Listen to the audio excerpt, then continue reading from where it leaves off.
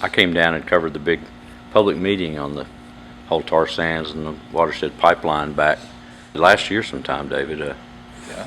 And you were there speaking about that at that time. And now I noticed that they're building a pipeline right through your athletic field here at the school. How do you feel about that? Terrible. As do all of the residents out here.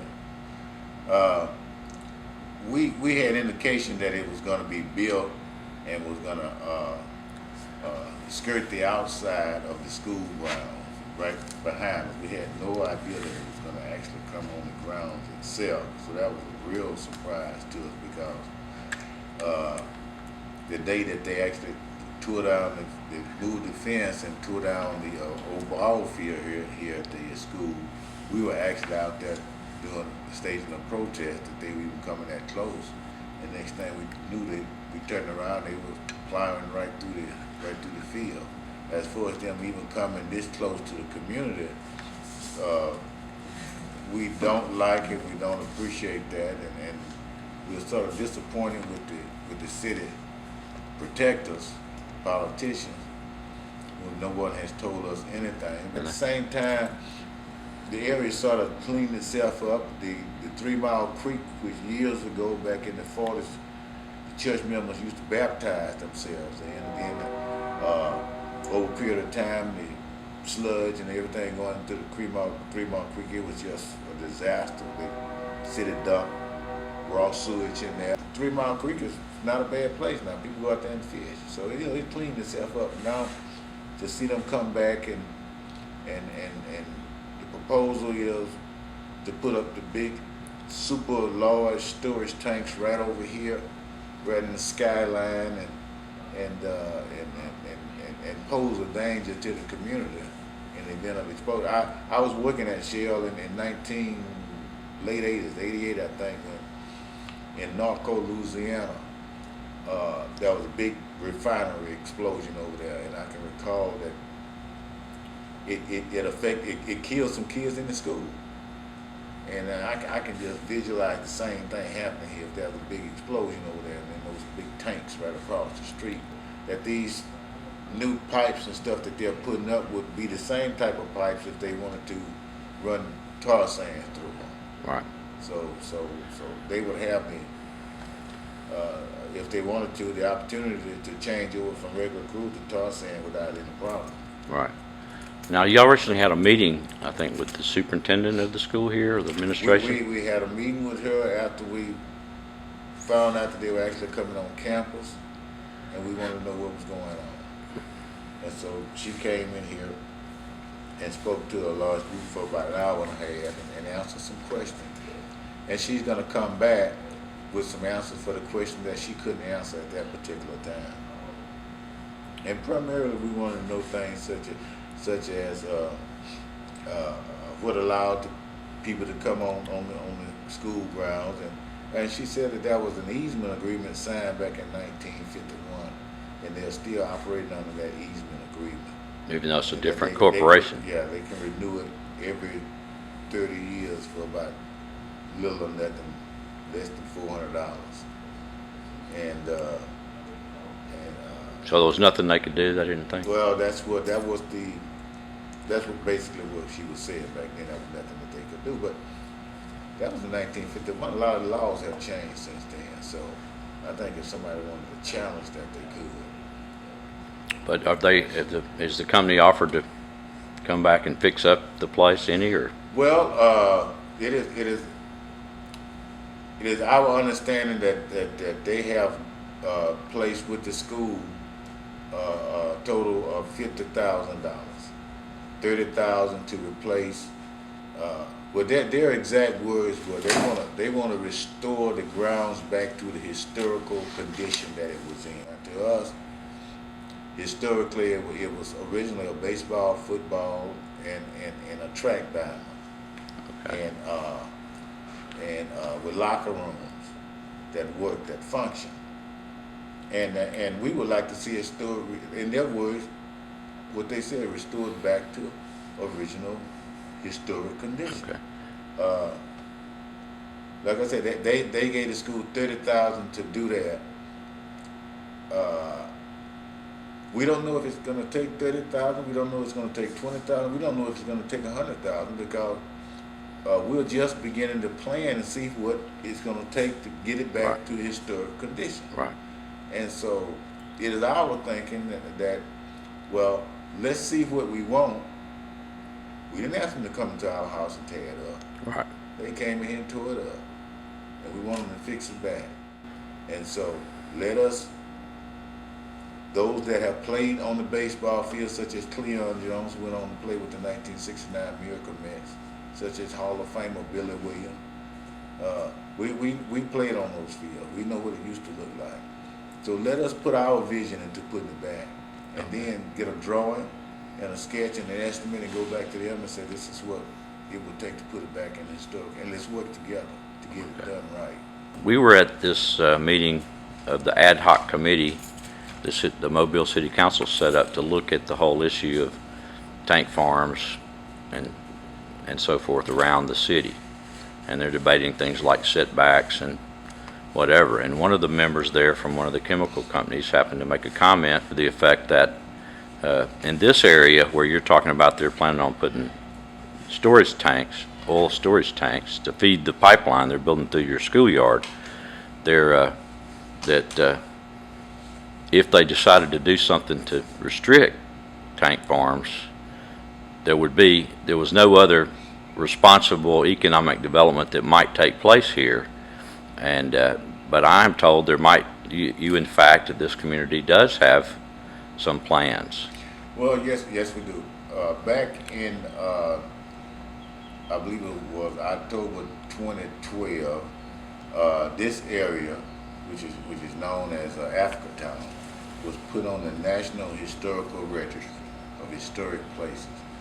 And it was put there basically because this is on record in the United States history as the place where the last recorded shipment of slaves came to this country back in 1860. 50 years actually after it was banned. Right, it was actually illegally. It was illegal, yes. And they were caught, so it was recorded. And they landed right here in this area. So it's on the historical registry for that. Soon after we learned of that national recognition, we formed the community and stakeholders and those concerned in the Mobile area formed a non-profit, which we call the Africatown Community Development Corporation. And part of the mission of that non-profit is to put together a vision and a plan to put this area back into close as being in historical condition as possible. Entice more residents to come into the area, and to plan for those areas right now that such as the area where they want to put the storage tanks. It's in an area known as Hog Bayou. Now, Hog Bayou never really had families and businesses on it historically, because it was the area where the residents would go and hunt for food. It was really the wilderness. You had the community, and then you had the wilderness with the hunting and the fishing, and so that's where the residents went and hunted wild turkey, wild hogs, rabbits, deer. Of course, that's where they eventually put up the International Paper Company, and it took up all of Hog Bayou. Okay. And then when the International Paper Company left, they wiped the place out of it. You don't see any sign of International Paper over there anymore. Yeah, so the International Paper was over there, but it was zoned and hasn't been rezoned heavy industry. And the land is owned by the Mayer family, who is the family that bought over the last shipment of slaves. They still own the property. The non-profit CDC for Africatown is putting together a vision for not only that area, but other areas of the Africatown community. And the idea is to make it, is bringing in tune to Mobile's vision for tourism. You know, it's within 2 miles of downtown Mobile. And if it's done right, we have some large houses that we can turn into bed and breakfasts.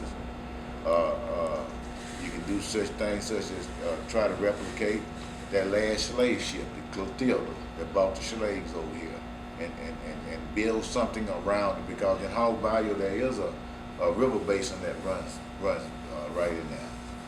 And So maybe build a museum or something? Yeah, a museum, and to be surrounded by some type of entertainment district or something, anything. But you don't have to put up storage tanks. Or some high-rise condo. Right, because